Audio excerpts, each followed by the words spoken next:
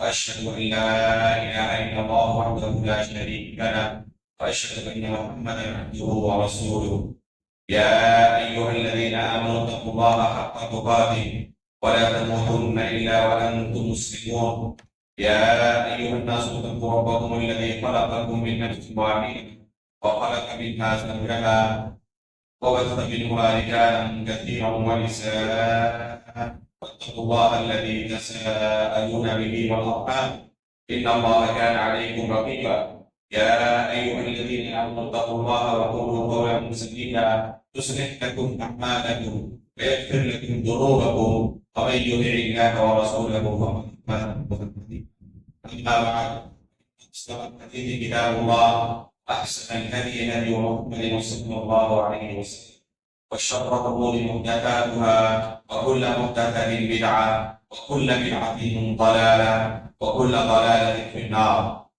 محترم مکرم حاضرین، گزشتہ کل کے درس میں ہم سورہ ابراہیم تک کی منتخب آیات کی تفسیر سن چکے تھے. انشاءاللہ آج کے اس درس میں اس کے بعد کی 3 سورتوں کی تفسیر انشاءاللہ آج کے درس میں سنیں گے. پہلی سورت ہمارے سامنے سورۃ الحجر ہے، جس کے شروع میں اللہ رب العالمین نے قرآن کریم کے طور پر ایک بہت ہی بڑے اپنے معجزے کا تذکرہ کیا ہے کہ اس قرآن کو ہم نے نازل کیا ہے اور ہم ہی اس کی حفاظت کرنے والے ہیں. اللہ رب العالمین کا ارشاد ہے اِنَّا نَحْنُ نَزَّلْنَا الذِّكْرَ وَإِنَّا لَهُ لَحَافِظُونَ، کہ اس ذکر کو یعنی قرآن کریم کو ہم نے نازل کیا ہے اور ہم ہی اس کی حفاظت کرنے والے ہیں. اس ذکر کی تفسیر میں سب سے پہلے قرآن کریم داخل ہے اور بعض علماء نے اس کے اندر حدیث رسول کو بھی داخل کیا ہے. قرآن کریم اور حدیث رسول یہ دونوں ہماری شریعت کے بنیادی مصدر ہیں اور ان دونوں کی حفاظت کا ذمہ اللہ رب العالمین نے لیا. قرآن کریم اللہ رب العالمین کا کلام ہے اور قیامت تک اللہ رب العالمین نے اسے دنیا کے اندر محفوظ رکھنے کا وعدہ کیا. قیامت کے وقت یہ قرآن کریم اٹھا لیا جائے گا لوگوں کے سینے سے بھی اور مصحف سے بھی. یہ قرآن کریم جو مصحف کے اندر پڑھ رہے ہیں قرب قیامت یہ بالکل سادہ ہو جائے گا اور اٹھا لیا جائے گا. اس کی صحیح دلیل موجود ہے. اسی طرح لوگوں کے سینے سے بھی یہ صاف ہو جائے گا. یہ اللہ رب العالمین کا کلام ہے. قیامت تک کے لیے اللہ رب العالمین نے اس کی حفاظت کی ذمہ داری دی. اگر پوری دنیا کے لوگ کوشش بھی کرتے ہیں اسے دنیا سے ختم کرنے کی، کامیاب نہیں ہو سکتی. یہ اللہ کا وعدہ. اس لیے جو لوگ وقتاً فوقتاً اس قرآن کو چلانے کی کوشش کرتے ہیں اور دوسرے طریقوں سے مٹانے کی کوشش کرتے ہیں، انہیں پتہ نہیں کہ یہ ایسا معجزہ ہے کہ ان کی معمولی کوشش تو دور کی بات پوری دنیا بھی کوشش کرے تب بھی اس قرآن کو دنیا سے ختم کرنا ممکن نہیں ہے. اور یہ کوشش آج سے نہیں، اللہ کے رسول صلی اللہ علیہ وسلم کے زمانے سے جب قرآن اللہ کے رسول پر نازل ہو رہا تھا اسی وقت سے کی جا رہی ہے. چنانچہ آپ نے وہ مشہور واقعہ سنا ہے، انشاءاللہ سیرت کے درس میں بیان بھی کیا جائے گا کہ 70 قرآ کو حفاظ کو دشمنوں نے شہید کر دیا جو قرآن کے حافظ تھے. اس کا ایک مقصد یہ تھا کہ اس قرآن کو اس طریقے سے ہم دنیا سے ختم کر سکیں، لیکن اللہ رب العالمین نے اس کی حفاظت کی ذمہ داری کی ہے. اسے دنیا سے ختم کرنا ممکن نہیں ہے. اس کی حفاظت کے بعد مباحث پر غور کریں کہ کس طریقے سے اللہ تعالیٰ نے اس قرآن کی حفاظت کی. آج سے لے کر 1400 سال تک قرآن کے جتنے نسخے ہیں، چاہے کسی بھی علاقے میں ہو، افریقہ میں ہو، افریقہ میں ہو، یورپ میں ہو، سعودی عرب میں ہو، دنیا میں ہو، کہیں پر بھی دنیا کے کسی بھی کونے سے قرآن کا کوئی نسخہ ہے چاہے 14ویں صدی ہجری کا ہو یا پہلی دوسری صدی ہجری کا، دونوں کے نسخوں کے اندر مقارنہ کریں، ایک لفظ کا زبر زیر کا کوئی فرق آپ کو نہیں ملے۔ حالانکہ دنیا کی کوئی بھی کتاب آپ اٹھا لیں، اس کے 2-4 ایڈیشن سے نکل جائے گئے ہوگا، تو ان ایڈیشنوں کے درمیان مقارنہ کریں، بے شمار فروق آپ کو نظر آئے، لیکن قرآن کے اندر کوئی فرق آپ کو نہیں ملے گا۔ آپ افریقہ کے ایک چھوٹے سے طالب کو جو قرآن کا حافظ ہے، اس کو وہاں سے اٹھائیں، ایک انڈیا کا، ایک امریکہ کا، ایک سعودی عرب کا، اور سب کو قرآن کریم پڑھنے کے لیے گئے، بالکل اسی طرح آپ کو سنائیں گے جس طرح دنیا کے ایک کونے کا ایک حافظ سنا رہا ہے، دونوں کی تلاوت میں کوئی فرق نہیں۔ کیا کسی دوسری کتاب کے اندر یہ چیز آپ کو مل سکتی ہے؟ قرآن کے کتنے حفاظ ہیں دنیا میں موجود ہوں؟ جتنے قرآن کے حفاظ ہیں دنیا میں، کیا کوئی دنیا کی ایسی کتاب ہے جس کا 100واں حصہ بھی ہمیں مل سکے کہ اس کتاب کے بھی اتنے حافظ موجود ہوں؟ حالانکہ قرآن کوئی چھوٹی موٹی کتاب نہیں ہے، 30 پاروں کی بڑی ضخیم کتاب ہے، اور اس قرآن کے اندر متشابہ آیات بے شمار ہے۔ متشابہ مطلب یعنی ایک لفظ کا کہیں فرق ہے، اسی طرح کی آیات مختلف جگہوں پر، اس کے باوجود اللہ رب العالمین نے اس کا حفظ کرنا اس قدر لوگوں کے لیے آسان کر دیا ہے کہ بے شمار لوگ جو عربی زبان لکھنا پڑھنا نہیں جانتے، بلکہ ابھی چھوٹے چھوٹے بچے ہمارے ہی جامعہ میں، جامعہ اسلامیہ نورباغ کوثر موہرا میں، گزشتہ سال ایک ماں 5 سال کے اپنے چھوٹے بچے کو لے کر جامعہ آئے کہ اس بچے کو میں قرآن حفظ کرانا چاہتا ہوں۔ جب اساتذہ نے دیکھا تو یہ بچہ بھی تو دودھ پینے والا چھوٹا سا بچہ کہنے کی عمر یہ کیا پڑھتا ہے کہ نہیں یہ پڑھے گا، جسے میں یاد کراؤں گا۔ بس تھوڑی سی روک سے چاہیں گے کہ جو مدرسے کا ٹائم ہے چھوٹے بچے کے لیے بہت لمبا پڑ جائے گا، صبح 7 بجے سے لے کر 1:30 بجے تک، بس اسے تھوڑی سی آپ دولت دے دیں، 2-3 گھنٹہ مدرسے کھیلتے کھیلتے نہیں آتا، بہرحال اس کی کوشش دیکھ کر، خواہش دیکھ کر مدرسے کی طرف سے اس کو چھٹی دی گئی کہ ٹھیک ہے وہ تھوڑی مدت کے لیے آئے اور قرآن یاد کرے۔ صرف 11 مہینے کے اندر اس چھوٹے سے بچے نے 6 سال کی عمر میں پورا قرآن سیکھا۔ یہ اسی سال کی بات ہے، چھوٹا سا بچہ۔ آپ دیکھیں ویڈیو، ہمارے جامعہ کا آخری جو سالانہ اجلاس ہوا، اس چھوٹے سے بچے کو بہت سارے لوگ یہ سمجھتے تھے کہ شاید اسے پورا قرآن یاد نہیں، کہیں کہیں سے یاد ہوگا۔ اعلان کیا گیا کہ آپ میں سے کوئی اٹھا کر چیک کر دے اس کو۔ کچھ لوگ آئے اور انہوں نے اس بچے کو اچانک پوچھا اور چیک کیا، الحمدللہ جہاں سے پورا تھا۔ میں نے اس بچے کا کئی بار ٹیسٹ کیا، صرف 6 سال کا بچہ جب قرآن ختم کر لیا تو آخر میں ایک مجلس میں پورا قرآن سورہ فاتحہ سے لے کر سورہ ناس تک پڑھا۔ صبح سے شروع کیا اور رات سونے سے پہلے پورا قرآن ختم کر، ایک مجلس میں پورا قرآن سنا۔ ہے کوئی دنیا کی دوسری کتاب جس کی ایک منزل کوئی پیش کر سکے؟ اس طرح کی مثالیں ایک تو نہیں، کئی پڑھی۔ تو یہ اللہ رب العالمین کی اس کتاب کے حفاظت کے مظاہر میں سے ایک مظہر ہے۔ اسی طرح صرف بولنے والے، دیکھنے والے، سننے والے بھی نہیں، جن کو اللہ رب العالمین نے بولنے کی نعمت سے محروم رکھا ہے، بولنے کی طاقت نہیں ہے، گونگے ہیں، بہرے ہیں، اندھے ہیں، ایسے حضرات بھی بے شمار اس کتاب کے حافظ ہیں۔ آپ اگر تعجب کریں گے کہ جو بول نہیں سکتے وہ کیسے پڑھتا ہے۔ میں نے ایک ویڈیو شیئر کیا تھا فیس بک میں اپنی ٹائم لائن پر، سعودی عرب کے اندر ایک مسجد میں صرف ایسے طلباء کے لیے قرآن کے ہفتے لگتے ہیں جو گونگے ہیں، اور باضابطہ ان کے لیے استاد متعین ہے، اور استاد ان گونگے طلباء کو اشاروں سے قرآن پڑھاتے ہیں، اشاروں سے سنتے بھی ہیں۔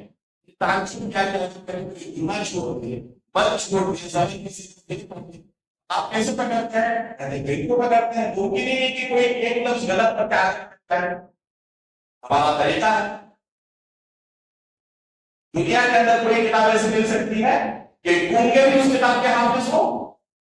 اللہ اکبر۔ اللہ رب العالمین نے اس کتاب کی حفاظت کی ذمہ داری، تو اس کی حفاظت کے صرف مظاہر انسان دیکھنا چاہے جو دنگ رہ جائے، صرف اسی موقع پر انسان غور تو اس کے ایمان لانے کے لیے کافی ہے کہ یہ عام انسانی طاقت کے باہر کی چیز، یہ خدائی طاقت، اللہ رب العالمین کی طاقت ہے جو ہمیں نظر آ رہی ہے، یہ انسان کوشش کر رہا ہے اس کو روکنے کے لیے۔ اللہ رب العالمین نے اس طریقے سے قرآن کریم کی حفاظت کی ہے اور قیامت تک یہ کتاب محفوظ ہے۔ اللہ رب العالمین نے اس کا وعدہ کیا ہے اس سورہ کے شروع میں، اِنَّا نَحْنُ نَزَّلْنَا الذِّکْرَ وَإِنَّا لَهُ لَحَافِظُونَ۔ اس کے بعد اللہ رب العالمین نے ایک اہم اصول انسانوں کو سمجھایا ہے۔ لوگوں کا آج کی ترقی یافتہ دور میں یہ خیال ہے کہ ہم اس زمین کو چھوڑ کر کسی دوسری خلا میں بھی زندگی گزار سکتے ہیں۔ آج تحقیق چل رہی ہے چاند پر زندگی ہے یا نہیں ہے۔ اللہ رب العالمین نے قرآن کریم کے اندر یہ اعلان کیا ہے آج سے 1400 سال پہلے، وَالْأَرْضَ مَدَدْنَاهَا وَأَلْقَيْنَا فِيهَا رَوَاسِيَ وَأَنبَتْنَا فِيهَا مِن كُلِّ شَيْءٍ مَوْزُونٍ وَجَعَلْنَا لَكُمْ فِيهَا مَعَائِشَ وَمَن لَّسْتُمْ لَهُ بِرَازِقِينَ، کہ انسانوں کے لیے رہنے، گزر بسر کرنے، زندگی گزارنے کے لیے ہم نے اس زمین کو تیار کیا۔ یہ زمین انسانوں کے رہنے کے لائق ہے، کوئی دوسری جگہ نہیں۔ کسی کو اللہ تعالیٰ نے اور ایک جگہ قرآن فرمایا وَلَكُمْ فِي الْأَرْضِ مُسْتَقَرٌّ وَمَتَاعٌ إِلَىٰ حِينٍ، کہ استقرار کی جگہ تمہارے لیے زمین بھی ہے۔ ایک انسان کو زندگی گزارنے کے لیے جن چیزوں کی ضرورت پڑتی ہے وہ تمام چیزیں اللہ رب العالمین نے اس زمین کے اندر مہیا کی۔ یہ انسان کو صرف زندگی گزارنے کے لیے کھانے پینے کی ضرورت نہیں، اور بے شمار چیزوں کی ضرورت ہے۔ اسے روشنی کی ضرورت ہے، اسے بارش کی ضرورت ہے، اسے سانس کی ضرورت ہے۔ یہ تمام چیزیں جو ایک انسان کے لیے پرفیکٹ ہو وہ اللہ رب العالمین نے اس زمین کے اندر دوسرے کسی سیارے میں نہیں۔ اس لیے آج تک انسان کوشش کے باوجود کوئی ایسا سیارہ تلاش نہیں کر سکا جہاں زمین کے مطابق انسانوں کے لیے سہولت موجود ہو اور جہاں پر انسان رہ سکے، زندگی گزار سکے۔ تو یہ اللہ رب العالمین کا فرمان ہے۔ اسی کے آگے اللہ رب العالمین کیا کہتے ہیں، وَإِن مِّن شَيْءٍ إِلَّا عِندَنَا خَزَائِنُهُ وَمَا نُنَزِّلُهُ إِلَّا بِقَدَرٍ مَّعْلُومٍ، کہ جتنی بھی چیزیں ہیں ہمارے پاس اس کے خزانے موجود، لیکن ہم لوگوں کو ایک اندازے کے تحت جتنی جس زمانے میں جہاں پر ضرورت ہے اب مہیا کرتے ہیں۔ یہ انسانوں کی اپنی کاوش نہیں ہے۔ یہ نہ سوچے انسان کہ ہم نے اپنی محنت سے، اپنے علم کے بلبوتے یہاں پر یہ چیز دریافت، یہ اللہ رب العالمین نے پہلے اعلان کر دیا ہے کہ جہاں پر ہم جس چیز کی ضرورت کا محسوس کرتے ہیں وہاں پر بقدر ضرورت ہم نے ان چیزوں کو اپنے اپنے وقت پر رکھا ہے اور اسے ہم وقت آنے پر ظاہر کرتے رہتے ہیں۔ وَإِن مِّن شَيْءٍ إِلَّا عِندَنَا خَزَائِنُهُ وَمَا نُنَزِّلُهُ إِلَّا بِقَدَرٍ مَّعْلُومٍ۔ چنانچہ آپ دیکھیں یہ جو گیس ہے جس سے آج ہم کھانا پکا رہے ہیں، 100-150 سال پہلے اس کا کہیں لوگوں کو علم تھا؟ حالانکہ وجود تو تھا نا اس زمین کے اندر، اللہ رب العالمین نے اسے رکھا، لیکن اللہ رب العالمین نے یہ ظاہر نہیں کیا تھا لوگوں کو۔ پیٹرول کی عمر کتنی ہے؟ ابھی چند سال تک، یہ پہلے چند سال پہلے پیٹرول موجود نہیں تھا۔ آج اگر پیٹرول اچانک ختم ہو جائے تو دنیا تھم جائے گی۔ اچانک اگر یہ بجلی نہ رہے، ختم ہو جائے، یہ دنیا تھم جائے گی۔ لیکن ایک زمانہ ایسا گزرا ہے جب اس کا وجود تک نہیں تھا، لوگوں کو علم نہیں تھا، اس کو کیسے ہی کیا جائے؟ آج بھی بہت ساری چیز لوگوں کے پاس علم نہ ہو اور اللہ رب العالمین وقت آنے پر اسے ظاہر کرتے، تو اللہ رب العالمین نے ہر چیز کو اپنے وقت پر ظاہر کرنے کا وعدہ ہے۔ جب وقت آئے گا اللہ رب العالمین اسے ظاہر کریں گے، لوگوں کو علم عطا کریں گے کس طریقے سے تو کس فائدہ ہوگا۔ تو ہر چیز کا خزانہ اللہ کے پاس موجود ہے۔ آپ دیکھیں جو چیزیں موجود ہیں دنیا میں، ہر جگہ پر وہ چیز نہیں پائی جاتی۔ کہیں پر اللہ رب العالمین نے جیسے پھل وغیرہ کی ہے، جس طرح سعودی عرب کے اندر کھجوریں پائی جاتی ہیں، آپ انڈیا میں کوشش کریں اس طرح کھجور آپ نہیں اگا سکتے۔ آپ لاکھ ٹیکنالوجی استعمال کر لیں، جو زمین اللہ رب العالمین اس پھل کے لیے وہاں پر ہے، وہ زمین دنیا ہمارے اس ملک کے اندر بہت سارے ایسے پھل ہوتے ہیں، اس میں ایسی چیزیں پیداوار ہوتی ہیں جو دوسری جگہ پر وہ زمین نہیں پائی جاتی، یہیں پر وہ پیداوار ہو سکتی ہے۔ بہت سارے پھل پہاڑوں کے اندر ہوتے ہیں، بہت سارے دریاؤں کے اندر۔ ابھی 2 دن پہلے ایک ویڈیو دیکھ رہا تھا، سمندر کے اندر کچھ ایسے پھل اگتے ہیں جو انتہائی لذیذ ہوتے ہیں۔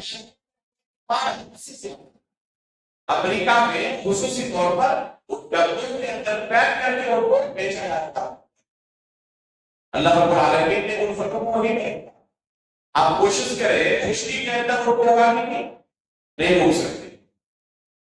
تو اللہ رب العالمین نے کس بہترین طریقے سے اس دنیا کو سیٹ کیا ہے، کیا کسی عام مخلوق کے بس کی بات نہیں سے کر؟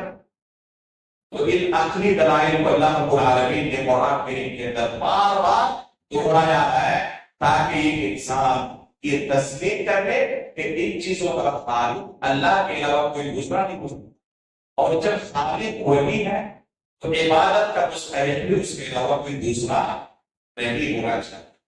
خالق کل شیء فاعبدوہ، کہ جب ہر چیز کا خالق وہی ہے تو عبادت بھی اسی کی کرو۔ اس کے بعد اللہ رب العالمین نے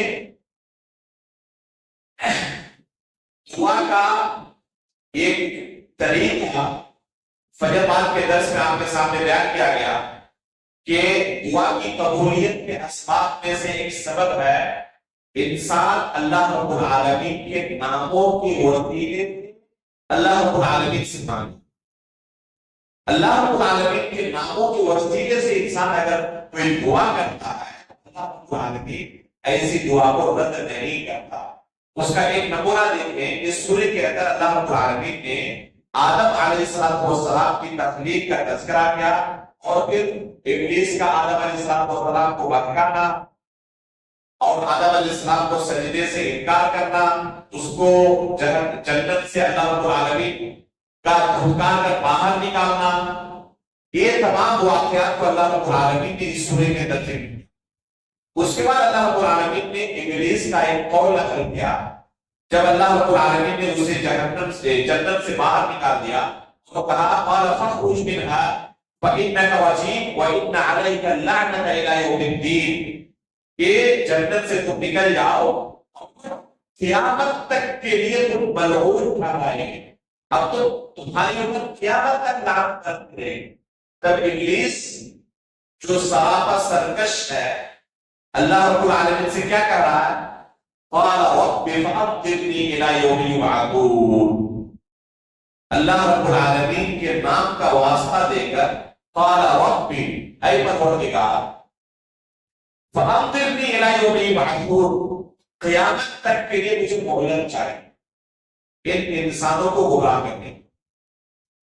تو جب ابلیس نے بھی اللہ کے نام کا واسطہ دیا تو اللہ رب العالمین نے اس کی دعا قبول کی اور کہا قال فإنك من المنظرين إلى يوم وقت معلوم، کہ متعینہ وقت تک کے لیے تمہیں مہلت دی جا رہی ہے۔ پھر اس نے کہا قال رب بما أغويتني لأزينن له في الأرض ولأغوينهم أجمعين إلا عبادك منهم المخلصين، کہ اللہ میں جس انسان کے لیے آج جنت سے باہر نکالا جا رہا ہوں، ان انسانوں کو گمراہ کرنے کی کوشش کروں گا اور ہر موڑ پر ان کے لیے گناہوں کو گمراہ کر کے جس جہنم میں مجھے داخل ہونا ہے اپنے ساتھ ان کو لے کر داخل ہوگا. یہ اللہ رب العالمین کے سامنے ابلیس نے ایک چیلنج دیا، لیکن ساتھ میں کیا کہا؟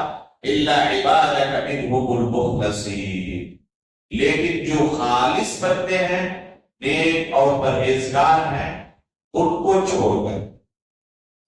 ابلیس بھی جانتا ہے کہ جو اللہ کے نیک بندے ہیں ان پر اس کا حربہ نہیں چل سکتا. چنانچہ ابلیس کے وسوسوں سے، تلبیسات سے اللہ کے نیک بندے محفوظ رہتے ہیں. کون اللہ کے نیک بندے؟ جو پہلے علم حاصل کرتے ہیں کہ ابلیس کس طریقے سے ایک انسان کو گمراہ کر سکتا ہے، اور پھر ان راستوں سے حفاظت کے کیا طریقے ہیں، ان طریقوں کو اختیار کرتا ہے. تو اللہ رب العالمین کے نیک بندے ابلیس کی تلبیسات سے اور وسوسوں سے محفوظ رکھتے ہیں. پھر اللہ رب العالمین نے اس کے بعد جنت کے اور جہنم کے دروازوں کا تذکرہ کیا. چنانچہ اللہ رب العالمین نے جہنم کے دروازوں کا تذکرہ کرتے ہوئے کہا وَإِنَّ جَهَنَّمَ لَمَوْعِدُهُمْ أَجْمَعِينَ لَهَا سَبْعَةُ أَبْوَابٍ لِكُلِّ بَابٍ مِّنْهُمْ جُزْءٌ مَّقْسُومٌ، کہ جہنم کے کل 7 دروازے ہیں. یہ عقیدے کا ایک مسئلہ ہے کہ جہنم کے 7 دروازے ہیں اور جنت کے کتنے دروازے ہیں؟ 8 دروازے ہیں. اس کی دلیل اللہ کے رسول صلی اللہ علیہ وسلم کی حدیث ہے کہ جنت کے 8 دروازے ہیں، ان میں سے ایک دروازہ اللہ رب العالمین نے روزے داروں کے لیے خاص کر رکھا ہے جس کا نام ہے الریان. اسی طرح بعض روایت کے اندر ملتا ہے کہ دوسرے نیک اعمال کرنے والوں کے لیے بھی اللہ رب العالمین نے دوسرے دروازوں کو خاص کر کے رکھا. جس طرح روزے داروں کے لیے اللہ رب العالمین نے باب الریان کو خاص کر کے رکھا. ان تمام دروازوں سے کون داخل ہوگے؟ جنتی حضرات داخل ہوگی. اب روزے داروں کے لیے جو باب الریان ہے، تو اس کا معنی یہ نہیں ہے کہ روزے دار نمازی نہیں ہوگا. روزے دار نمازی بھی ہوگا، وہ دوسرے اعمال کو کرنے والا بھی ہوگا. ایسا نہیں کہ کوئی نماز چھوڑنے والا ہو صرف روزے پر ترکیز کرے اور باب الریان سے داخل ہو جائے، یہ معنی نہیں ہے. دوسرے بھی دروازے ہیں اور ان دروازوں سے بھی نیک عمل کرنے والے داخل ہوں گے. پھر الگ الگ عمل کرنے والوں کے لیے دروازے خاص کرنے کا کیا مطلب؟ باب الریان کو روزے داروں کے لیے خاص کرنے کا کیا مطلب؟ اس کی تفسیر میں علماء نے لکھا ہے کہ جن کے یہاں یہ عمل غالب ہو. اللہ رب العالمین نے انسانوں کی طبیعت الگ طرح کی بنائی ہے عبادت کے معاملے میں. جس طرح دنیا کے اندر دنیاوی معاملات میں ہر ایک کے شوق ایک طرح کے نہیں ہوتے. لیکن بعض لوگوں کو اچھے کپڑے پہننے کے بہت شوق ہے، وہ دوسری چیزوں کے اندر فوکس نہیں کرتے، لیکن لباس بہترین ہونا چاہیے. بعض لوگوں کو یہ موبائل اور گیجٹس وغیرہ ان چیزوں کا شوق ہے، وہ اس کے لیے بہت خرچ کرتے ہیں لیکن دوسری چیزوں میں خرچ نہیں کرتے. کھانے پینے کہتے ہیں انتہائی بخیل اور کنجوس، لیکن اس کے اندر ایک دم دل گھوم کر خرچ کرتے ہیں. کچھ لوگ بولتے ہیں ان کا فوکس صرف کھانے پینے کا اور کچھ نہیں چاہیے، اچھا کھانا بھی بس. تو ہر ایک کے شوق مختلف ہوتے ہیں. بعض لوگوں کو گاڑیوں کا بہت شوق، ان کو اچھی گاڑیاں چاہیے بس. بعض لوگوں کو کھیلنے کا شوق ہے. تو اسی طرح عبادت کے بارے میں بھی آپ پائیں گے مختلف لوگوں کے ترجیحات مختلف ہوتے ہیں. بعض لوگوں کو روزے کا بڑا شوق ہے، فرض روزے تو رکھتے ہی ہیں، اپنی روزے کا. بعض لوگوں کو قرآن پڑھنے کا بڑا شوق ہے، روزے نہیں رکھ پاتے لیکن آپ قرآن کے ساتھ جڑے ہوئے. بعض لوگوں کو نفلی نمازوں کا شوق ہے، بعض لوگوں کو صدقات و خیرات کا شوق ہے. آپ نفلی نماز نفلی روزے کرتے ہوئے نہیں پائیں گے، قرآن تلاوت کرتے ہوئے نہیں پائیں گے، لیکن ماشاءاللہ جب خرچ کرنے کی بات آئے بندہ سب سے پہلے حاضر رہتا ہے.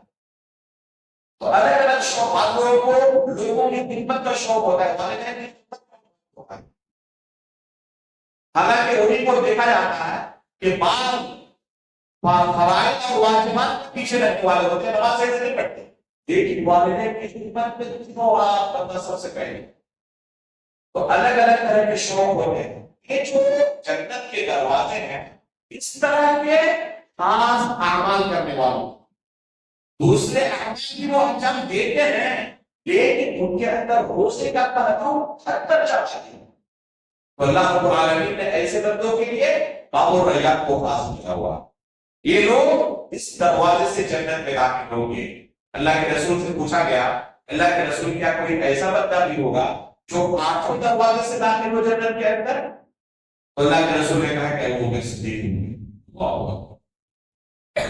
ابو بکر صدیق رضی اللہ تعالیٰ عنہ کی سیرت پڑھنے آپ تک رہ جائیں گے, آپ کو ایسا نہیں ملے گا کہ کسی خاص عمل کے اندر بہت زیادہ آگے بڑھے, لیکن جو ان کے پاس اخلاص, للہیت, اللہ اور اس کے رسول کے لیے سب کچھ قربان کرنے کی یہ دل دوسرا کہاں سے لایا. تو اللہ رب العالمین نے اللہ کے رسول کے اس دوست کو یہ مقام مرتبہ عطا کیا ہے کہ یہ جنت کے 8 دروازے سے داخل ہو. اس کے بعد اللہ رب العالمین نے ترغیب و ترہیب کا ایک اسلوب بیان کرتے ہوئے فرمایا, اور یہ اسلوب قرآن کا شروع سے لے کر آخر تک موجود ہے, اور اس سے پہلے بھی ہم نے اسی طرح ترغیب کی تھی سورہ فاتحہ کی تفسیر میں. چنانچہ یہاں پر ترغیب و ترہیب کے اسلوب کو جمع کر اس سورہ میں کہا ہے نبئ عبادی انی انا الغفور الرحیم وان عذابی هو العذاب الالیم, میرے بندوں کو خبر کر دو کہ میں غفور الرحیم ہوں اور میرا عذاب بھی بڑا دردناک ہے. یہ آیت انتہائی اہم ہے ان لوگوں کے لیے جن کے یہاں افراط و تفرید کا پہلو پایا جائے. آپ نے دیکھا ہوگا بعض لوگوں کے اندر کہ امید کا پہلو بہت زیادہ خالی ہے, خوف بالکل ہے ہی نہیں. گناہ پہ گناہ کیے جا رہے ہیں, جب نصیحت کی جائے تو کہتے ہیں اللہ تعالیٰ رحیم ہے, کرے گا اللہ تعالیٰ وقت دے گا. یہ بھی غلط. اور اس کے بالمقابل کچھ لوگوں کو وہ ہمیشہ نا امیدی میں سکھاتے ہیں, یہ کیسے ہو سکتا ہے, یہ کیسے ہو سکتا ہے. اس نا امیدی میں ہی اپنی پوری زندگی گزار دیتے ہیں. گناہ خدا میں نے کیا, اتنا گناہ کیا, تو بولے اللہ رب العالمین تمام گناہوں کو معاف کرے گا. معمولی قسم کے گناہ ہوتے تو امید کی جا سکتی تھی, تیرے گناہ اتنے زیادہ ہیں, 50 سال 60 سال سے گناہ کے اندر گزار دیا, کبھی اللہ کی عبادت نہیں کی, اب آخری وقت میں جب جسم کام نہیں کر رہا تو بولے اللہ تعالیٰ اپنی عبادت کو روک لے گا. نا امیدی کا شکار ہے. دونوں غلط ہے. ایک انسان کو امید اور خوف کے درمیان بیلنس بنا کر اللہ کی عبادت کرنی چاہیے. نہ ترغیب کا پہلو بہت زیادہ غالب ہو, ترغیب کا پہلو بہت زیادہ نیچے ہو جائے, اور نہ یہ بہت زیادہ غالب ہو جائے یا نیچے ہو جائے. یہ گاڑی کے 2 پہیے کی طرح ہے, دونوں پہیے صحیح سالم رہیں گے تو گاڑی آگے بڑھے گی. پرندے کے 2 پر کی طرح ہے, ایک پر اگر کام کرنا بند کر دے تو پرندہ گر جائے. تو اسی طرح امید اور خوف کا معاملہ ہونا چاہیے. اگر ایک انسان گناہوں کے اندر مبتلا ہے تو وہاں پر اس کو خوف دلانا بھی اصل ہے کہ وہ اللہ کے عذاب سے ڈرے اور توبہ کر کے آئے. وہیں پر اگر کوئی دوسرا بندہ اس ڈر سے توبہ نہیں کر رہا ہے کہ میرے گناہوں کو اللہ تعالیٰ معاف نہیں کرے گا, تو یہاں پر اس کو امید دلانی ہوگی کہ نہیں اللہ رب العالمین تمام گناہوں کو بخشنے والا. تو امید اور خوف کے ساتھ ایک انسان کو اللہ کی عبادت کرنی چاہیے. عبادت بھی کرتے رہے اور ساتھ میں یہ امید ہو کہ انشاءاللہ اللہ رب العالمین ہماری عبادت ضرور کریں گے. لیکن اگر کبر غرور اپنے اندر محسوس کریں, خود پسندی, ماشاءاللہ بہت اچھی پرہیزگار ہوں, کبھی نماز نہیں چھوڑتا, الحمدللہ روزے رکھتا ہوں, صدقہ کو خیرات کرتا ہوں, تو جنت کے اندر سب سے پہلے سمجھ. اگر خود پسندی آئے تو یہاں پر اپنے نفس کا محاسبہ کرنا چاہیے. صحابہ کرام بھی اپنے بارے میں ڈرتے تھے کہیں ہم منافق تو نہیں ہیں. یہ اللہ کے رسول کے صحابہ کیا وہ ڈرتے تھے اپنے بارے میں کہیں ہم منافق تو نہیں ہیں. تو ہمارا بھی حال یہی ہونا چاہیے. الایمان بین الخوف والرجاء، ایمان امید اور خوف کے درمیان ہے. اس کے بعد اللہ رب العالمین نے اس سورے کے آخر میں عبادت کب تک کرنی ہے اسے بیان کرتے ہوئے کہا کہ عبادت کے لیے کوئی لمیٹیشن نہیں ہے، کوئی ایک محدود وقت نہیں ہے کہ ایک مہینے صرف روزہ رکھو اس کے بعد 11 مہینے چھٹی ہے. اب چاہے مسجد میں حاضری دو یا نہ دو، ایک مہینے صحیح سے نماز پڑھ لیا نا، روزہ رکھ لیا کافی ہے. ایسی بات نہیں ہے. یہ عبادت ایک زندگی کا شیڈول ہے. جس طرح کھانا پینا صرف ایک ہفتے ایک مہینے کے لیے نہیں کرتے، زندگی بھر آخری سانس تک کسی شیڈول کے ساتھ آپ چلتے ہیں، تو عبادت اس سے کہیں زیادہ ہماری زندگی کے اندر ایک اہم شیڈول کا حصہ رکھتا ہے. اس لیے اسی طریقے سے اللہ کی عبادت کرتے جائیں. کب تک؟ اللہ رب العالمین اس آیت کے آخر میں فرماتے ہیں فَسَبِّحْ بِرَبِّكَ بِحَمْدِ رَبِّكَ وَكُن مِّنَ السَّاجِدِينَ وَاعْبُدْ رَبَّكَ حَتَّى يَأْتِيَكَ الْيَقِينُ. یقین سے مراد یہاں پر موت ہے. یقین سے مراد یہاں پر موت ہے کہ جب تک تمہیں موت نہ آ جائے اللہ کی عبادت. صوفیاء کرام اس آیت کا معنی کیا بیان کرتے ہیں کہ جب تک تمہارے دل کے اندر یقین نہ پیدا ہو جائے تب تک عبادت کرو. اب جب یقین پیدا ہو جائے تو چھٹی ہے. اس لیے ان کے بڑے بڑے پیروں کو دیکھیں گے کہ فرض نماز تک نہیں پڑھتے، روزے نہیں رکھتے. کیوں بھائی؟ ہم یقین کے درجے پر پہنچ چکے ہیں، اب ہمارے لیے چھٹی ہے. اب ہم ان نمازوں کے اور اس شریعت کے مکلف نہیں ہیں، کیونکہ اللہ تعالیٰ نے کہا ہے کہ اس وقت تک عبادت کرو جب تک یقین نہ آ جائے. چونکہ ہمارے اندر یقین ہو چکا ہے اس لیے اب ہمیں عبادت نہیں کرنی. اللہ کے رسول کو یقین نہیں آیا، ابوبکر صدیق، عمر فاروق اور عثمان و علی کو یقین نہیں آیا کہ آخری سانس تک وہ عبادت نہ کرے. آپ کا یقین ان سے بھی زیادہ مضبوط ہو چکا. اللہ کے رسول صلی اللہ علیہ وسلم اپنی آخری سانسیں گر رہے ہیں، اس وقت بھی کوشش کر رہے ہیں کہ مسجد جا کر لوگوں کے ساتھ باجماعت نماز ادا کریں.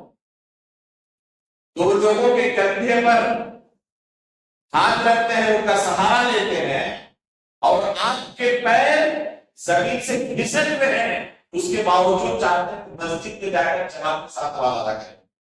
آخری سانس تک اللہ کے رسول نماز کے لیے کوشش کر رہے ہیں.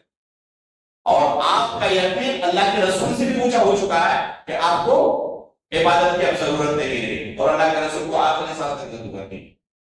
یہ تفسیر باطل ہے. اس لیے ہم بار بار کہتے ہیں کہ کتاب و سنت کو سلف صالحین کے فہم کے مطابق سمجھنا واجب ضروری ہے. اگر اپنے فہم سے کوئی قرآن و سنت کو سمجھے گا تو کسی طرح کی گمراہی طرف لے گی، اور انسان اللہ رب العالمین کی عبادت سے دور ہو جائے گا، شریعت سے دور ہو جائے گا، اور یہ منمانی کھیلواڑ کے روپ میں شریعت کو چلے. جس طرح کے لوگوں نے شریعت کو کھیلواڑ بنا کر رکھ دیا، تو یہ شریعت اللہ کی نہیں ہے. اللہ کے رسول پر اللہ نے قرآن کو نازل کیا. اللہ کے رسول نے آیات کا کیا معنی ہے عملی طور پر صحابہ کرام کے سامنے کر کے دکھایا، پریکٹیکل کریے. انہی کے فہم کے مطابق ہمیں کتاب و سنت کو سمجھنا ضروری ہے. اس کے علاوہ اس کے بعد والی دوسری سورت جو ہے اس کے شروع میں جس کی تلاوت آج ہم نے سنی، اللہ رب العالمین نے اپنی بے شمار نعمتوں کا تذکرہ کیا ہے، جن نعمتوں کو ہم اللہ رب العالمین کی حاصل کر رہے ہیں. جیسے والخیر والبغال والمغیر لترکبوها وزینہ ویرزقکم ما لا تعلمون. اللہ رب العالمین اس آیت کے اندر فرماتے ہیں کہ جیسے گھوڑے خچر ہے، کہتے ہیں ان کو ہم نے تمہاری سواری کے طور پر پیدا کیا اور زینت کے طور پر پیدا کیا. وَيَخْلُقُ مَا لَا تَعْلَمُونَ، اور ایسی بھی چیزیں اللہ رب العالمین پیدا کریں گے، پیدا کرنے والے ہیں جن کا تمہیں علم نہیں ہے. جب یہ آیت نازل ہوئی صحابہ کرام کو ٹرین، ہوائی جہاز، کار اور ان سواریوں کے بارے میں کوئی علم تھا؟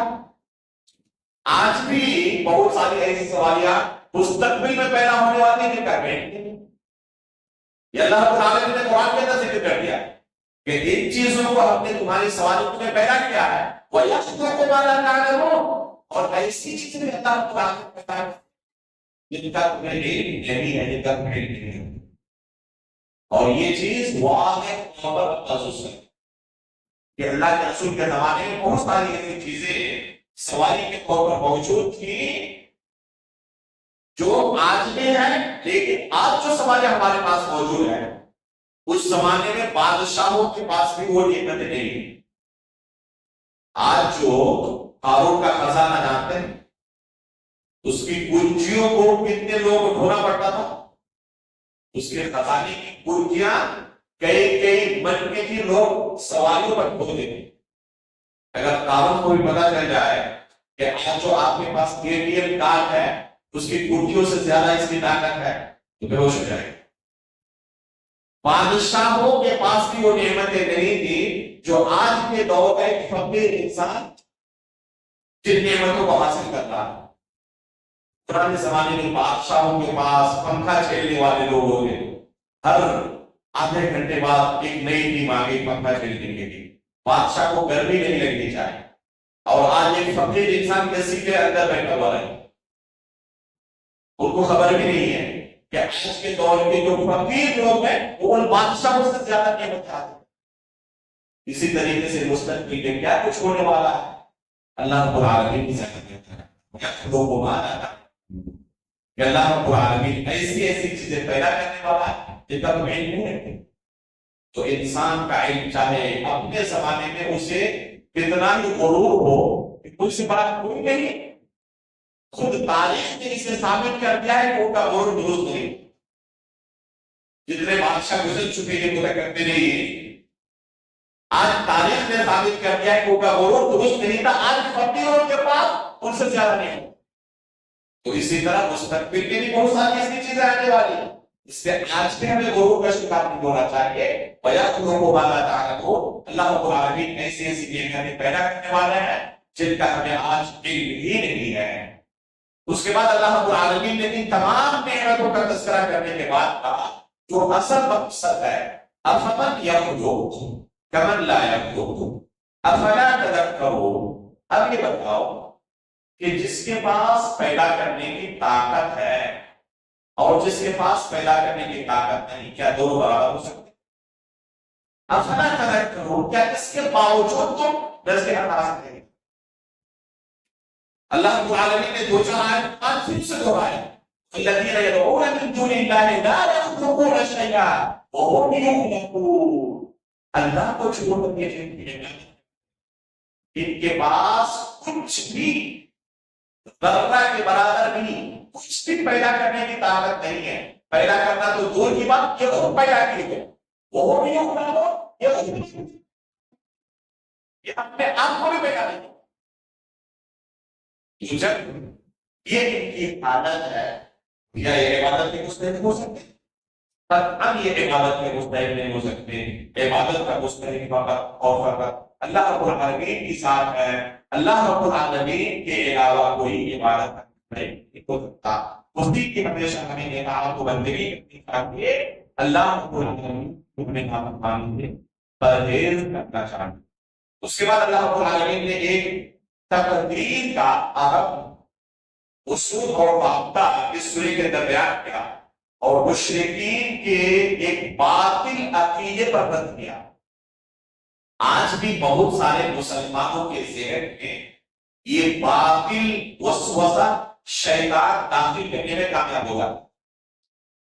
شریعت کا تحفظ نہ ہونے کی بنا پر بہت سارے لوگ تقدیر کے مسئلے میں اس باطل نظریے کے شکار ہو جاتا ہے، اس باطل عقیدے کے شکار ہو جاتا ہے۔ وہ کیا ہے؟ اللہ رب العالمین نے مشرکین کا عقیدہ ذکر کرتے ہوئے کہا وَقَالَ الَّذِينَ أَشْرَكُوا، جو لوگ اللہ کے ساتھ شرک کرتے ہیں وہ دلیل کیا پیش کرتے ہیں اپنے گناہوں کے اوپر؟ کہتے ہیں لو شاء اللہ ما عبدنا من دونه من شيء نحن ولا آباؤنا ولا حرمنا من دونه من شيء. کہتے تھے وہ کہ اگر اللہ رب العالمین نہ چاہتا تو نہ ہم شرک کر سکتے تھے نہ ہمارے باپ دادا شرک کر سکتے تھے. اللہ رب العالمین کے ارادے سے ہی ہر چیز ہوتی ہے. اللہ تعالیٰ نہ چاہے تو کوئی شرک کر سکتا ہے؟ تو جب اللہ رب العالمین کی مشیت سے ہم نے شرک کیا، اللہ رب العالمین کی مشیت سے حلال چیزوں کو آپ نے حرام کیا، تو جب اللہ کے ارادے سے ہی کیا ہے، اللہ کے ارادے کے سوا ہم کچھ کر نہیں سکتے تھے، تو اس پر سزا کیسے؟ پھر ہمیں ملامت کیوں کیا جا رہا ہے کہ تم شرک ہو، مشرک ہو، تم نے اللہ کے ساتھ نافرمانی؟ اللہ نے چاہا تو ہم نے کیا. جب اللہ نے چاہا ہم نے کیا تو ہمیں ملامت کیوں کر رہے ہو؟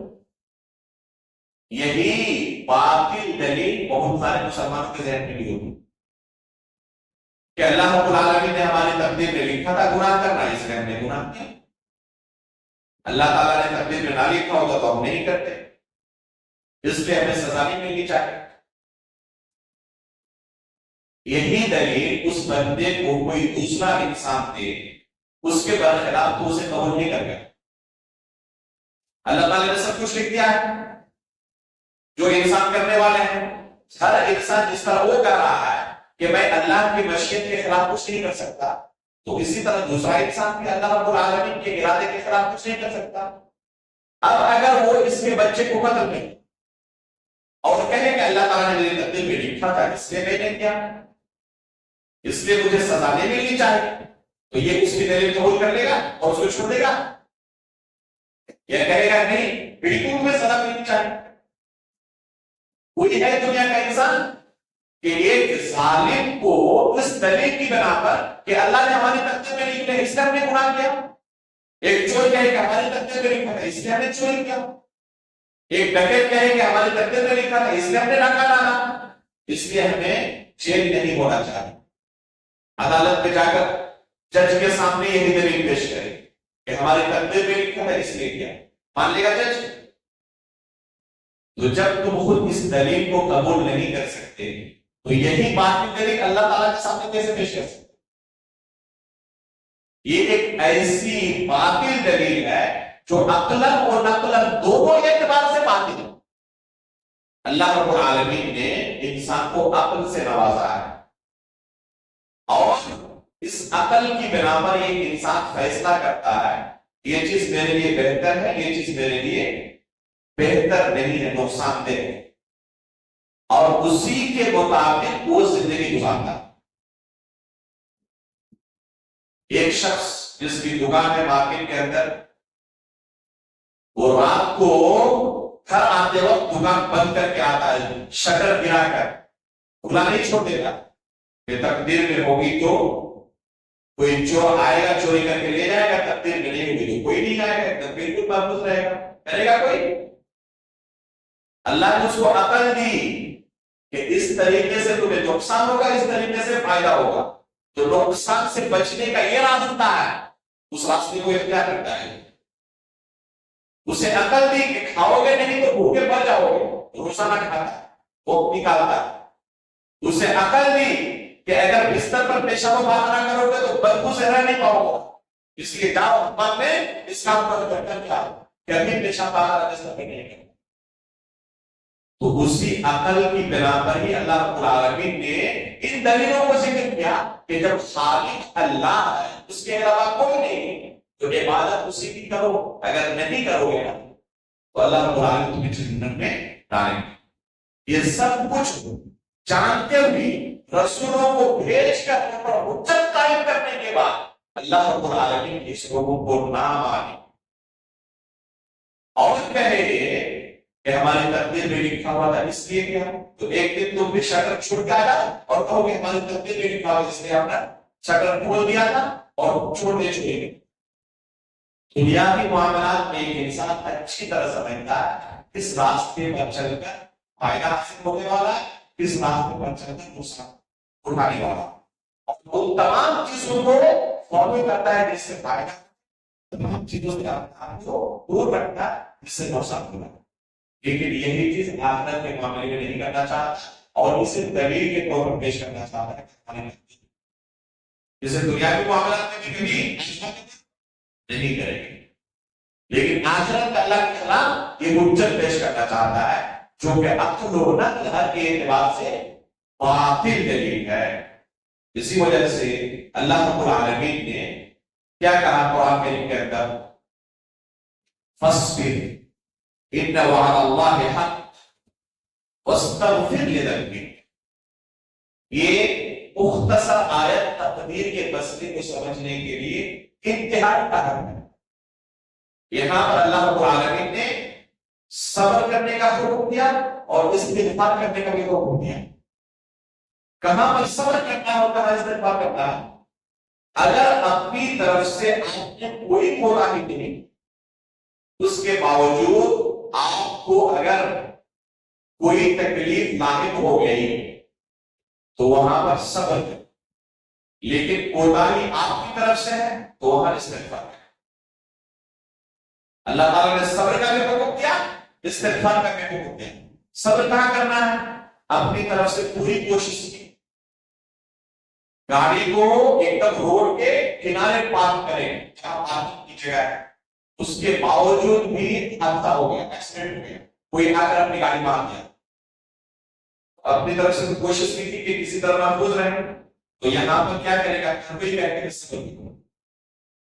لیکن ایک انسان جہاں پر 80 کی اسپیڈ سے چلتا ہے 200 کی اسپیڈ سے چلتا ہے اور وہ ایکسیڈنٹ کا شکار ہو گیا، تو ہر کوئی اس کو ملامت کرے گا نہیں کرے گا؟ وہ اگر کہیں کہ میری تقدیر میں لکھا تھا اس کا حادثہ ہو گیا، اگر تقدیر میں نہیں تو پھر جان بوجھ کر نہیں لکھا ہے.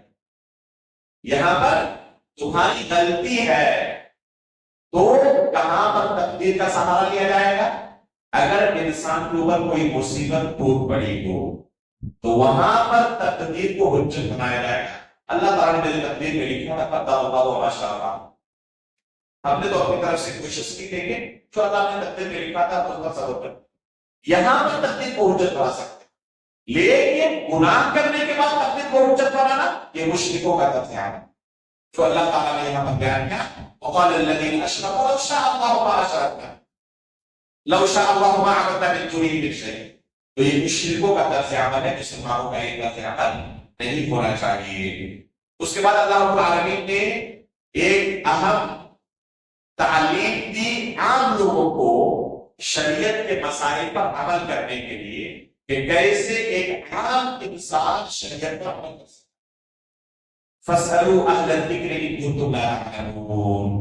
اگر تمہارے پاس کسی مسئلے کا علم نہیں تو اہل علم سے پوچھو. ہر انسان کو اللہ رب العالمین نے اس کی طاقت کے بقدر مکلف کیا. ایک عالم دین ہو جس کے پاس تحقیق کی صلاحیت ہے، اس کے لیے ضروری ہے کسی مسئلے پر عمل کرنے کے لیے تحقیق کرے اور جو صحیح ہو اسے کرے. لیکن ایک عام انسان وہ تحقیق نہیں کر سکتا. اس کے لیے کیا راستہ ہے؟ اس کے لیے ایسا نہیں کہ ہم تحقیق نہیں کر سکتے اپنی من پر بھی جیسے چاہنے بات کریں. نہیں، آپ کی جو ضروری ہے کہ جو اہل علم ہے اپنے طور پر آپ جستجو کریں، تحقیق کریں کہ کون حقیقت میں اللہ کی شریعت کو بیان کرتا ہے کتاب و سنت سے دلیلوں کے ساتھ، اور کون دین کے نام پہ ہمیں گمراہ کرتا ہے. جن کو آپ سمجھتے ہیں کہ یہ حقیقت میں صحیح دین کی ہمیں تعلیم دیتا ہے، ان کے پاس جائے اور کسی مسئلے کا علم نہ ہو ان سے پوچھ کر عمل کریں. اور دین کے مسائل میں انسان کو شرم و حیا سے کام نہیں کرنا چاہیے. دین کے مسائل میں اگر آپ شرم و حیا سے کام نہیں کریں تو نتیجہ کیا نکلے گا؟ جیسے میاں بیوی کے جو مسائل ہیں، جنابت کے جو مسائل ہیں، حیض و نفاس کے جو مسائل ہیں، آج کل جہاں ہمیں شرم کرنا چاہیے وہاں ہم شرم نہیں کرتے. جہاں پر شرم کرنا مطلوب ہے وہاں شرم نہیں کرتے، وہاں بے حیائی کا مظاہرہ کرتے. اور جہاں پر شرم کرنا معیوب ہے وہاں پر شرم کو علماء سے ان مسائل کو نہیں پوچھتے. کسی خاتون کی ضرورت ہے حید و نفاس کے مسئلے میں جاننے کی، اب وہ شرم کے مارے کسی عالم دین سے نہیں پوچھنا چاہتے، اس وجہ سے اب پتا بھی نہیں اس حالت میں اس کے اوپر روزہ ہے یا نہیں، تو کیا کریں گے؟ ظاہر سی بات اس کے ساتھ اب معاملہ پیش آ چکا ہے، اسے عمل تو کرنا ہی، اب جہالت کی بنا پر عمل کریں گے، اب وہ جہالت کی بنا پر کوئی بھی عمل درست نہیں ہو سکتا، اس لیے آپ کو چاہیے کہ آپ مہذب انداز میں علماء کرام سے پوچھ کر اپنے شرعی مسائل کا حل نکالیں اور ان کو بصیرت کی بنا پر نکالیں، کسی ایسے شخص کو بھیجیں علماء کرام کے پاس کہ ہمارے ساتھ یہ مسئلہ ہے، آپ کس طرح کریں۔ گھر کے اندر بھی علماء کرام کو چاہیے کہ ایسا ماحول بنائیں کہ دین کے مسائل کو وہ آپ سے پوچھیں۔ اللہ کے فضل و کرم سے کوشش کے بعد میں نے اپنے گھر کے اندر یہ ماحول بنایا ہے کہ میری بہن ہو یا خاص رشتہ دار ہو، وہ دین کے ان مسائل کو حضور کے پاس سے تعلق رکھنے والے جلالت سے تعلق رکھنے والے آدمی میرے گھر سے آیا ہے، گھر کی ایک خاتون ہے جو حیض کا مسئلہ تھا کہ اس طرح کی حالت میں آج کا پیدا ہوا تو ہو گیا ہے، اب کہیں کہ وہ اگر شک ہے کہ ہمارے نہ پوچھتی تو کیا کرتی، یا تو روزہ ترک کرتی یا کرتے نہیں کرتی، اور وہ اس مسئلے کا علم نہیں رکھتی، اس کے پاس کتاب و سنت کا علم نہیں ہے، تو بلا علم عمل کرنے کے بنا پر اس کا یہ ہونا ناصب ہو جاتا۔ تو اس طرح کے مسائل میں شک و حیا معیوب ہے، حیا محمود بھی ہے، حیا معیوب بھی ہے، تو اس طرح کے مسائل سلف صالحین کہا کرتے تھے کہ دو قسم کے لوگ علم نہیں حاصل کرتے، ایک ہے جن کے یہاں تکبر ہو، میں اس شہر کا سب سے بڑا آدمی ہوں، میرے پیچھے آگے 10 لوگ گھومنے والے ہیں اور میں جا کے 10 میں بیٹھوں ہم لوگوں کے ساتھ نہیں، میرے گھر کے اندر آنے تک میں کچھ سیکھ سکتا ہوں۔ اگر اس طرح کا تکبر ہو تو کبھی علم نہیں حاصل کر سکتا۔ علم حاصل کرنے کے لیے تواضع اختیار کرنا ہے، اور دوسرا کوئی علم حاصل نہیں کر سکتا جس کے اندر شرم و حیا ہو۔ اما عائشہ رضی اللہ تعالیٰ کا انصاری خواتین تعریف کرتے ہیں، نعم النساء نساء الانصار لم يمنعهن الحیاء من تعلیم دینہن، یہ انصاری خواتین اتنی بہترین ہے کہ انہیں دین کے مسائل سیکھنے کے لیے حیا کرنے کی رکاوٹ نہیں بنتی ہوئی ہے، وہ اللہ کے رسول کے پاس آ کر ان مسائل کو پوچھتی ہیں، علم و بصیرت کی بنا پر شکایت کرتی ہیں۔ تو یہ آیت بہت اہم ہے، بلا علم جہالت کی بنا پر کوئی عمل نہ کرے، فاسألوا اہل الذکر ان کنتم لا تعلمون، اگر آپ کو علم نہیں ہے تو اہل علم سے پوچھ کر عمل کریں۔ اس کے بعد اللہ رب العالمین نے اس سورے کے آخر میں دعوت اللہ کا ایک عظیم اصول سکھاتے ہوئے بیان کیا، ادعو الی سبیل ربک بالحکمۃ والموعظۃ الحسنہ وجادلہم باللتی ہی احسن۔ اللہ رب العالمین کے دین کی طرف اگر آپ دعوت دے رہے ہیں تو حکمت کے ساتھ اور نرمی کے ساتھ، خوش اسلوبی کے ساتھ اللہ کے دین کی طرف لوگوں کو بلائیں۔ بعض لوگ لوگوں سے انکار منکر کا مطالبہ کرتے ہیں منکر طریقے سے، اگر منکر طریقے سے کسی سے منکر چھوڑنے کا مطالبہ کریں گے تو کبھی آپ کامیاب نہیں ہیں۔ بعض لوگ لوگوں سے چاہتے ہیں کہ وہ دین پر عمل کریں طعنہ دے کر۔ ماہ رمضان کے شروع میں مصلیوں کی تعداد مسجد میں بڑھ گئی، چاہے جائے کہ آپ ان کا استقبال کریں، انہیں خوش آمدید کہیں، طعنہ دینا شروع کر کے یہ رمضان مصلی، جیسے رمضان ختم ہو گیا یہ لوگ باہر نکل جائیں گے، ان کے لیے ہم لوگ کو پریشان ہو گئے۔ یہ دعوت کا طریقہ نہیں ہے۔ دعوت کا طریقہ یہ ہے کہ آپ حکمت کے ساتھ اپنی بات پہنچائیں، کہاں پر کون سی بات کہنا مناسب ہے، کون سی بات کہنا مناسب نہیں، ضروری ہے۔ ایک داعی کو پتا ہونا چاہیے، آپ گرچہ شریعت کے مسائل بیان کر رہے ہیں، اچھی بات ہے، شریعت کا کوئی مسئلہ برا نہیں ہے، لیکن آپ کو پتا ہونا چاہیے کہ یہ مسئلہ بیان کرنے کے لیے مجلس مناسب ہے یا نہیں. مثال کے طور پر اگر کسی کی شادی ہو اور زوجین کو نصیحت کرنے کے لیے کہا جائے کسی عالم دین سے کہ ان دونوں کی ابھی شادی ہوئی، ذرا آپ ان دونوں کو تھوڑی نصیحت کریں، اور وہ عالم دین ان دونوں کو طلاق کے مسئلہ سمجھانے لگے، یا شوہر کی وفات ہو جائے تو آپ کو عدت کتنی دن گزارنی پڑے گی. ایسی بات یہ بھی شریعت کا ہی مسئلہ ہے، لیکن کیا یہ مجلس اس مسئلے کے لیے مناسب ہے؟ بات لوگ اسی طرح کا کام کرتے ہیں، شریعت کا مسئلہ وہ بیان کرتے ہیں لیکن مجلس کا اختیار نہیں کرتے، اس لیے ان کی دعوت کا اثر نہیں ہے. اس لیے کہ انسان کو پتا ہونا چاہیے کس طرح کے لوگوں کے سامنے میں بیٹھا ہوں. میں نے اپنی کتاب کلمہ لا الہ الا اللہ والی جو ہے یہ مختلف مجالس میں نے پڑھایا ہے، طلبہ کے سامنے بھی پڑھایا ہے، عام لوگوں کی مجلس میں پڑھایا ہے. دونوں کی ویڈیو سن لیں. طلبہ کو جب پڑھاتا ہوں تقریباً 5-6 گھنٹے لگتا ہے، عام لوگوں کی مجلس میں صرف ہے. اب اگر طلبہ کو جس طرح پڑھاتا ہوں عام لوگوں میں پڑھانے لگو تو پتا چلے گا کہ ان کے سر کے اوپر سے باتیں گزر گئی. یہاں جو درس ابھی آپ کے سامنے دے رہا ہوں یہی درس اگر میں طلبہ کے سامنے دیتا تو بالکل الگ مضمون ہوگا، بے شمار چیزیں ہوگی، جان بوجھ کر نہیں آنے کا. تو ایک داعی کو اس حکمت کا علم ہونا چاہیے کن لوگوں کے سامنے ہمیں کون سی بات رکھنی، یہ مجلس اس بات کے لیے مناسب ہے یا نہیں. بہت سارے لوگ اس حکمت سے واقف نہ ہونے کی وجہ سے ان کی دعوت سے فائدہ ہونے سے زیادہ نقصان ہوا. اس لیے ایک داعی کو اس کا علم ہونا چاہیے. آج کا درس ہم یہیں پر ختم کرتے ہیں. انشاءاللہ آئندہ کل کے درس میں سورۃ الاسراء اور سورۃ الکہف کی تفسیر آپ کے سامنے پیش کی جائے گی. اللہ رب العالمین سے دعا ہے اللہ رب العالمین اس کی کتاب کے اندر جو ہمارے لیے پیغامات اور پیغامات ہیں ان سے کما وہ ہمیں فائدہ اٹھانے کی توفیق عطا فرمائے. یہ رب العالمین صلی اللہ علیہ وسلم سبحانک اللہم و بحمدک اشہد ان لا الہ الا انت استغفرک و اتوب الیک.